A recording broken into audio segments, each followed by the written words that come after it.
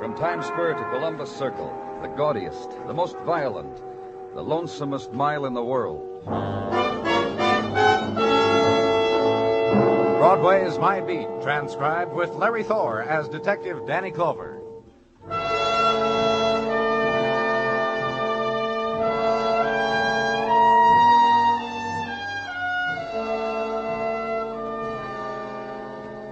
It's October's passing on Broadway, the time that drifts down into winter.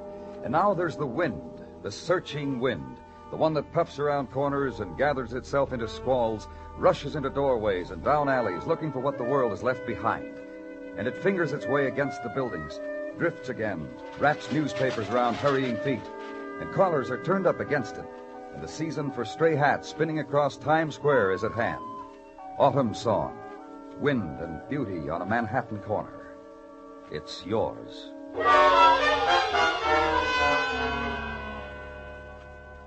And where I was, in Detective Muggavan, ground floor apartment on 9th Avenue, the wind had spilled in from the street through open door and window, had spilled in, had carried away death, had caused a flurry. And this is what big men like you do for a living. Sometimes bigger fellas than us. Why don't you just try to take it easy, Mrs. Holland? Just lie there. Take it easy. That's right. Want to run it down for me, Muggavan? Sure. Old story. Lady stuck her head in the oven. Didn't you, lady? Got a suggestion for you. Or did someone beat you up and put your head in the oven for you? Suggestion's got your head in it. And the oven. And the gas. How'd you get these bruises, Mrs. Holland? Oh, Someone tried to kill you, like Detective Muggavan said? Or did you try to kill yourself? Okay, Muggavan. Well, lady across the hall came banging on the door to return a pot. Kept banging, knew Mrs. Holland was home. Put her eye to the keyhole, smelled gas, her nose not being far away. How'd you get in? A little fellow lives upstairs, couldn't kick in the door, so he took it off the hinges. Lady across the hall got the fire department, called us. Little fellow upstairs put the door back on the hinges. You try to kill yourself, lady? in France they say, "S'en allait mort." Among other things, that's the very words they use when wishing that one should drop dead. Now, think of the advantages you've had, lady. All this education and all, someone comes along and bruises you up and turns on the gas. Who did all that? The gist of the conversation is you should drop... Who let you in, mister? Ruth. Who are you? The cop outside said to go in. Ruth, you Hi, have... Glenn. Hi. Hi-ho, and a big locomotive. Why did the officer tell you to come in here? Ruth, Come on. Who are you, mister? Glenn who? Gilbert. Glenn Gilbert. With a great big firecracker for Glenn Gilbert. Remember, sweetie? Where's your husband? Why isn't he here? Remember, sweetie? This husband business is another one she won't answer, Danny. Sweetie. Sweetie, Glenn. Doctors? Come and gone. Will you listen to me? What? Don't worry about anything. What would he have to worry about? Nothing. Nothing. Attaboy. You're okay then, huh? Attaboy. You ready, Mr. Gilbert? What for? Talk. What for? You're a real doll, aren't you, Mr. Gilbert? What do you mean, talk? What do you want me to talk for? As far as we know, this has been attempted murder. You attempt anything like that, Mr. Gilbert? Glenn. What? I'm okay. You're sure now? I'm okay. Just tell them... I know what to tell them. Which one of you? Come on. Stay here with her, Myron. Mm-hmm. Outside. You don't mind, do you? Don't like always, huh? I'm not dressed for it. Yeah. Okay. Outside. Listen, Yeah? I don't want to be a snob. I just don't like hallways. They're cheapening. Know what I mean? No? Doesn't matter. Listen, Ruth and I went to college together.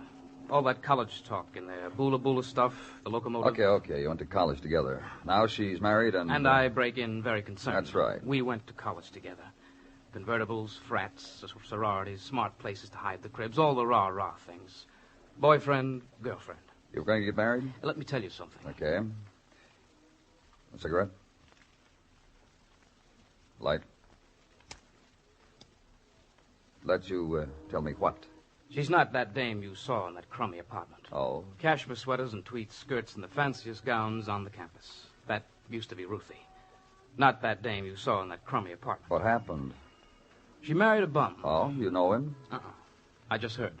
And what are you doing here? I'm up from Pittsburgh. Make my home there now. Yesterday I looked up Ruth. We spent an hour or so remembering. That's not the question. I asked you what you're doing here tonight. I am going back to Pittsburgh. That's all. And you dropped in to say goodbye. That's all. All right, let's go back. What did Mrs. Holland mean when she said you'd nothing to worry about? How do I know?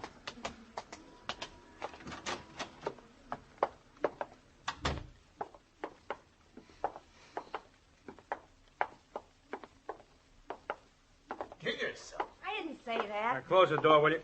Oh, hello, Danny. Who's this? Look, Buster. You drifted in while you were outside. Look, Buster. Yeah? You sober, Paul? Sure I'm sober. Gentlemen, this is my sober husband, Paul. Lagerman. Yeah? Get Mr. Gilbert's address, huh? Ruxton Plaza. Mm-hmm. Out-of-towner? I told your friend. Don't go back to Pittsburgh, Mr. Gilbert. Stick around your hotel. Good night, Mr. Gilbert. Okay. Look, now, what is this? My sober husband. Husband, I'll handle it, honey. how'd your deal make out, honey? Honey, how'd your deal make out? I'm interested in knowing. Tres, muy, mucho. I've been getting that foreign talk, Danny. Hey, tell Lieutenant what you told me in Spanish, Mrs. Holland. Husband, honey, the deal Oh, fell through, huh? look, you see, Oh, that Officer Adler. He's a good man to leave on the door, isn't he, Danny? Let's everybody just... Open it. Just tell me one thing, that's all I want to know. Ma'am? Ruth, are you all right? That's all I want to know. There have been days, boys, but this is the day. Hi, Mom. Are you all right? Mom, I want you to meet my husband. Paul, this is your new mother, Mrs. Stella Wallace. As a ma, you've had her for 6 years, Paul, but you've never met her before, and... well, there she is. hi. Say hello to your son-in-law, Ma. And tell us how come you're here. At one time or another, you must have told one of your neighbors who you were, who you used to be. I got a phone call. And you came running? What happened? What difference does it make? 6 years. We don't know whether and your daughter finally- tried to commit suicide or someone tried to murder her. You're not paying attention. Police is just what we don't need. Myron. Listen, Myron, get down here. My daughter's in trouble. Yes, my daughter. Trouble a big lawyer like you can earn his retainer on. Now get down here. 1212 9th Avenue. Right away, Myron. No talk.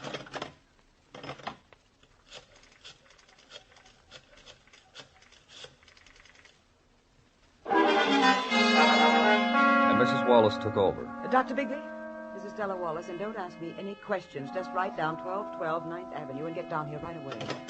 Doctors and lawyers, and names prominent on rosters of people to know. And in a little while, the filled room and instructions received that Ruth Holland was released in the custody of her mother, very socially and civically prominent, pending further questioning. So leave there, home now, and sleep, and be glad. And the alarm clock always rings 2 minutes of the dream.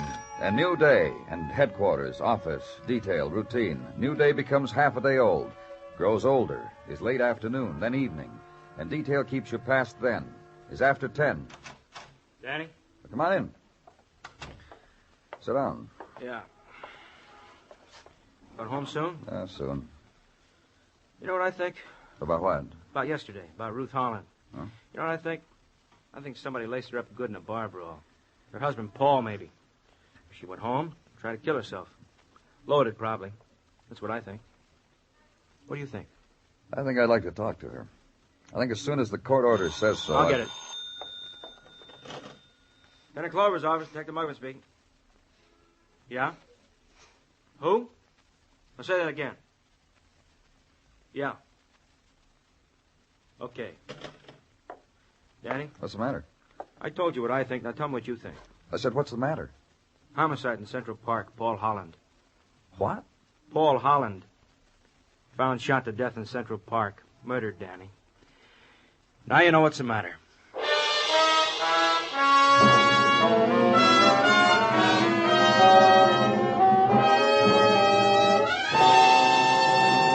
You are listening to Broadway's My Beat, written by Morton Fine and David Friedkin, and starring Larry Thor as Detective Danny Clover. In about a week's time, 6 new plays opened along Broadway. And this Friday night, Stage Struck rounds them all up in one big broadcast. You'll meet Janet Blair, the star, and F. Hugh Herbert, the author of A Girl Can Tell. You'll get the inside stories on Gently Sea Does, Sherlock Holmes, The Trip to Bountiful, and The Solid Gold Cadillac. All on this Friday night when your host Mike Wallace gives you the chance to be stage struck on most of these same CBS radio stations.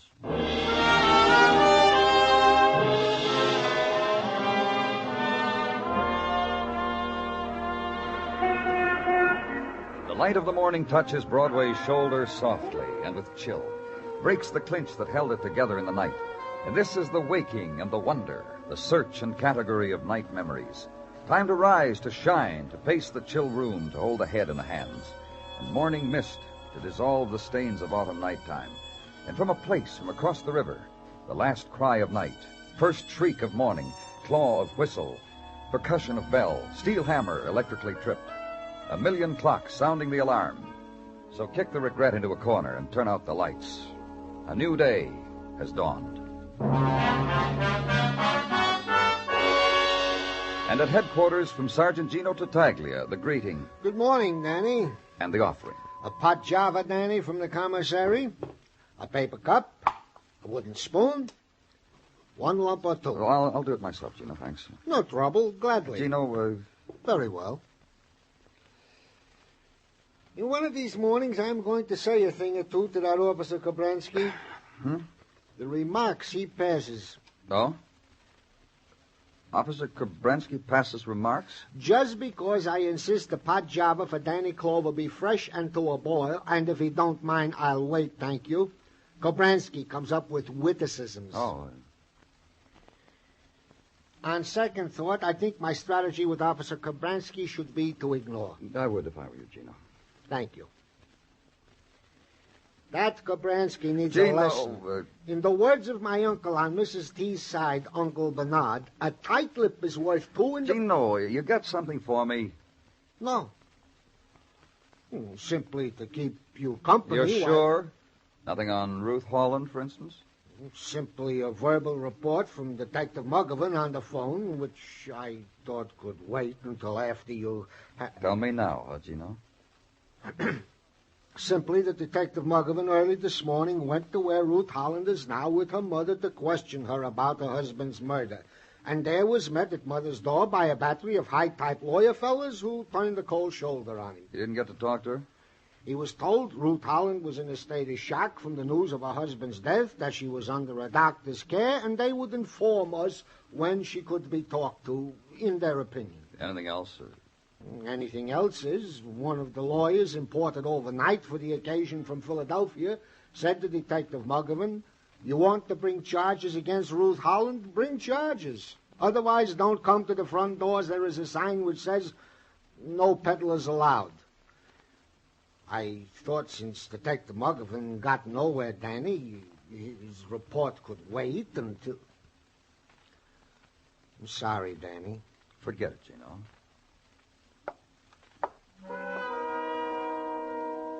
The bowed shoulders, the slow walk, the sorrows of Gino Tartaglia. And in a little while, get up, go to his desk, pat his back, reassure him that he had not been remiss in the matter of the report of Detective Muggovan, that you understood that what he could do for you now was order a squad car, which put the marvelous world of Sergeant Gino Tartaglia back together again.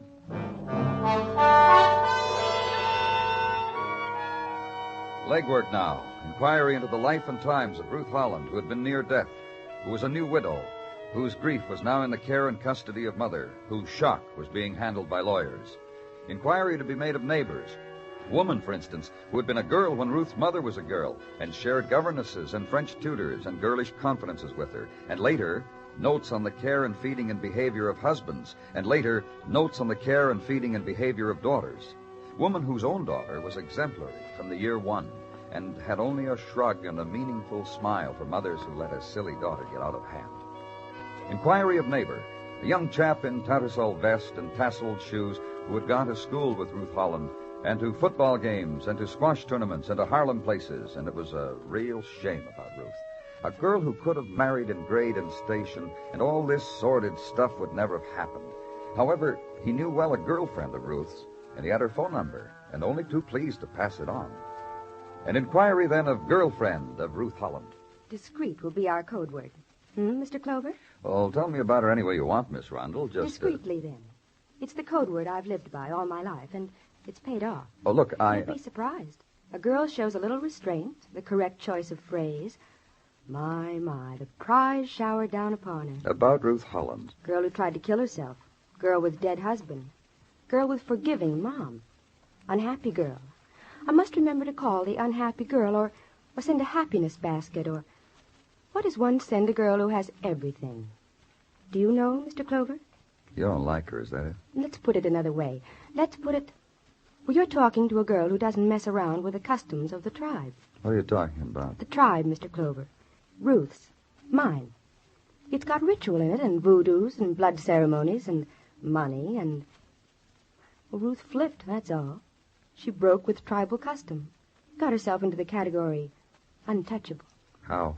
Strayed from the herd one night, prayed at the moon, ended up marrying what is known in our corner of the jungle as a rotter, which, according to our rule book, unleashes a chain of events as follows. Go on, Miss Rundle. Well, as follows. Mom disowns of her own flesh and blood. A few Tiffany-type cauldrons are boiled. Curses are hurled into the night, and a new untouchable goes the way of all untouchables. Which is what, Miss Rundle? The rule book reads, marry a rotter, live the rotter's life, pay his way, do the rotter's bidding. Which was what, Miss Rundle? I told you. Me and discreet. Close. Like that. Then, Ruth and her husband... Me and discreet. Like that. Look. This much I'll give you. I visited them once, Ruth and her husband. The place they were living in then, the way they were living. Oh, it made me glad I'm a life member. Not like Ruth. I like it in the tribe. Warm. Fuzzy. Easy. Where was the place? I'll break it to you on your way out. That much I'll give you. No more. I've been practically no help at all, have I, Mr. Clover? Aren't I good? So start now the track of the marriage of Ruth and Paul Holland. Their first home, Side Street Hotel, place of transience, and of the weekly rate flashed in green neon above the sign that read, Car parties arranged. Share expenses. Miami, New Orleans, L.A. Inquire at desk. Place of jukebox centered in lobby bar and casting the autumn songs and the many-colored lights on this day's transience, sipping one more for the road. Place of desk clerk who grins a lot and remembers a lot. Anyone you can mention, he remembers. Mr. and Mrs. Holland, for instance, had to be thrown out because one night they beat up on each other and were lax about the door, left it open, and this infringement of house rules made them to be thrown out. And a couple of days later, a card was received with a forwarding address for Ruth and Mr. Holland in case mail came, which never did.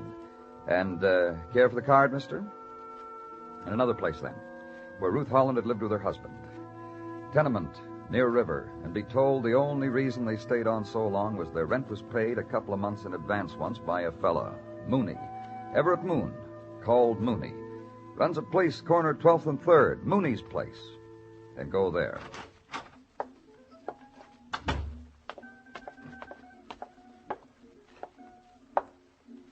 Golly, Robert. Come back 2 hours from here. The room, the world will come to life for you. You Everett Moon? That's right, Robert. Police. Danny Clover. I'll just call you Robert, huh? Understand you know Ruth Holland. You really a cop, Robert? Sometimes boys put on man's clothes and play. Yeah. Real cop. Look. Thank you, Robert. Yeah, a couple of years ago, Ruthie worked for me. Camera girl, arranged the customers, took pictures of them the way they was arranged. She didn't make out so good, huh? Come again, Robert? I understand you paid 2 months' rent for her and her husband. One night, Ruthie ran out of negatives. My best client was sobbing for a 3/4 profile. It was him or her, he said. I picked Ruthie to let go. Paul, that was her husband. He screamed at me when I did that. Still, you paid the rent for 2 months. Why? Liked her, hated him. Why? There's a fellow who screams in your ear when his wife is dropped from a job like Ruthie was. A fellow whose wife's paycheck each week goes for him to get out of hock. A fellow who cradles his wife to sleep with the big deal he's got cooking tomorrow morning, which never happened. That's a fellow to like. You tell me, Robert. You got a phone here? Back at his drapes. Another thing. What? I read Ruthie's husband, Paul, is dead since yesterday. You see her. You tell her she can have the old work back, huh? Anytime? Now there isn't Paul anymore. Do that for me, huh, Robert?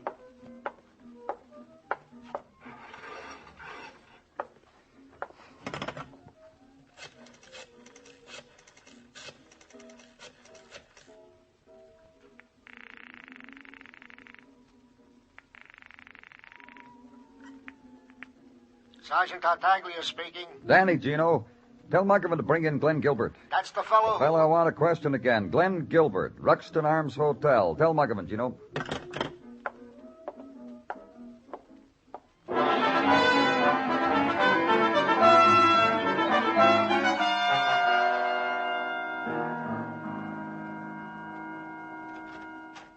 Got the fellow outside, Danny. You want... Yeah, bring him in.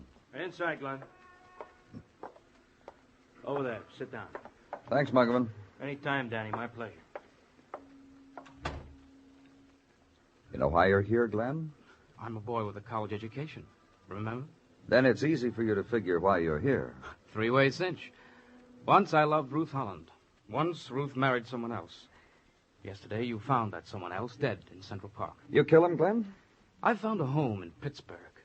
I found respect in Pittsburgh. Killing a woman's husband would louse the things I've got. It's the way they are in Pittsburgh. Why did you leave it, Glenn? What? Why did you leave Pittsburgh? Come here. All the fellas in my group do it from time to time. Change of perspective, we college chums call it. Fresh outlook, fresh material. That's why you came here? The time has come, the tortoise said. Yeah. I came to find Ruth. I found her. Old flame, old memories. For that, huh? A girl like Ruth, they never died. You'll forgive the cliche? Go on. Never died. It was the approach I was going to use with her to get her back.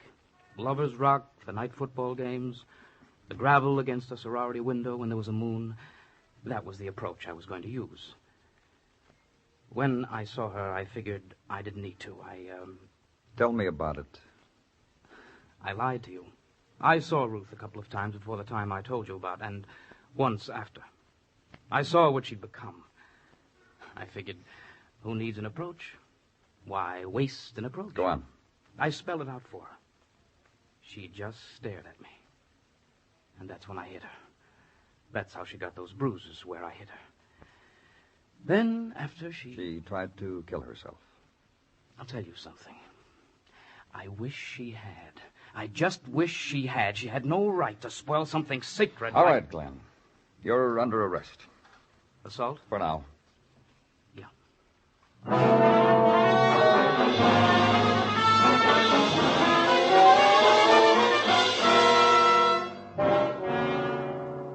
By what right? By what right? That stinking little piece of paper? That's right. That's his warrant. That your lawyer shrugged his shoulders about. Now I want to see your daughter. She's in a coma. She's in shock. Look, Mrs. Wallace, when I first came into this house, I spoke to a lawyer. I showed him this warrant. That's when he shrugged. Then I spoke to your Dr. Macklin. He said his patient was doing fine. His patient happens to be your daughter, Ruth. This way. Ruth. What do you want? This man brought... Which man? Oh. Hello, Mr. Clover. Come into my parlor. Oh, my sitting room. What did we used to call this room, Ma? Thanks. Thanks for saving my life, Danny. How about those people out there? You too, Ma. That's all past, Ruth. It's over. It's done. You've made your mistakes. I've made mine. Now you're a widow. I'm a widow, How and... cozy you make it. Let me hug myself to me. Oh, it's good to be home. Sneer at it, but you'll get used to it. What about it, Mr. Clover? Think I ought to get used to it? No. Neither do I. I don't approve of the joint. Ruth, that's all past. I told you. Now you tell me, Danny. We've been spending a lot of time finding out about you.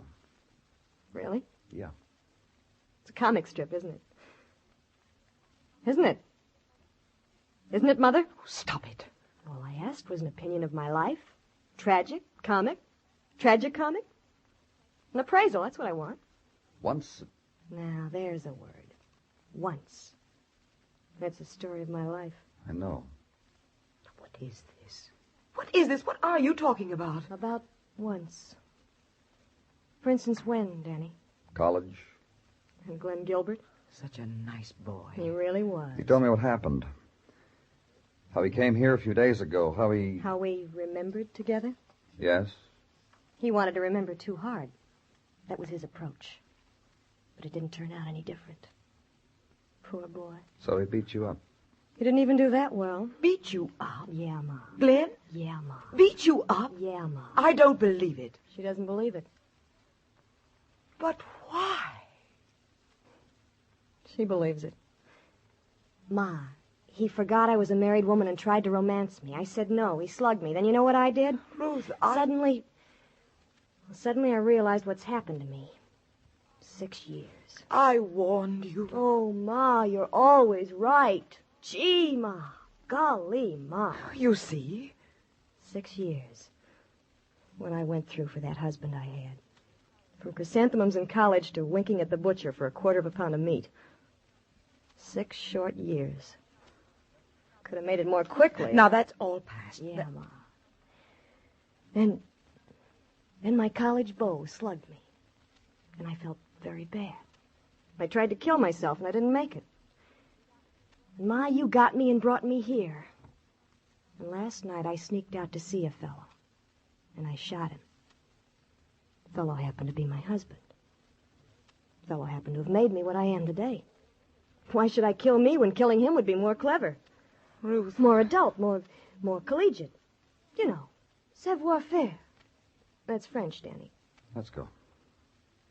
Ma. Goodbye. Au revoir. Arrivederci. Auf Wiedersehen. Adios. Various languages, Ma. Let's go, Danny.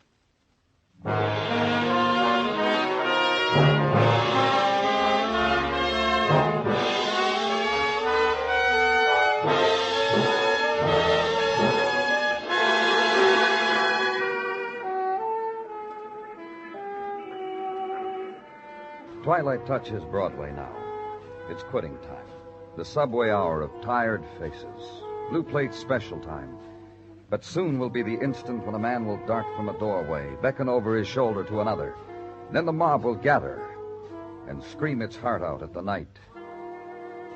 It's Broadway, the gaudiest, the most violent,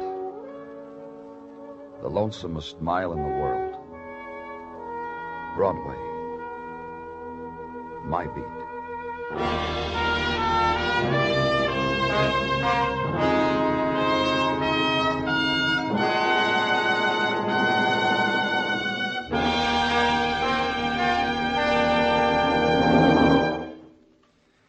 Broadway's My Beat stars Larry Thor as Detective Danny Clover, with Charles Calvert as Tartaglia and Jack Crucian as Muggavan.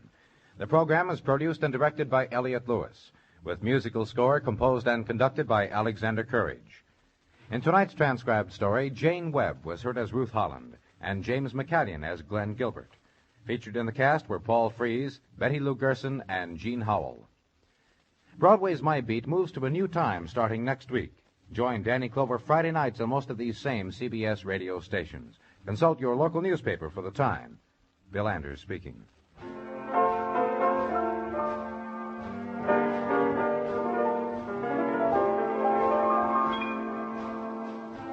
Tomorrow night, Professor McNutley, played by Ray Milland, gets a mysterious offering of romantic poetry in the mail. When the well-intentioned prof takes steps to cure the secret admirer of her crush, he gets into a comedy of errors up to his surprised eyebrows. Meet Mr. McNutley tomorrow night on most of these same CBS radio stations. It's a Thursday night riot.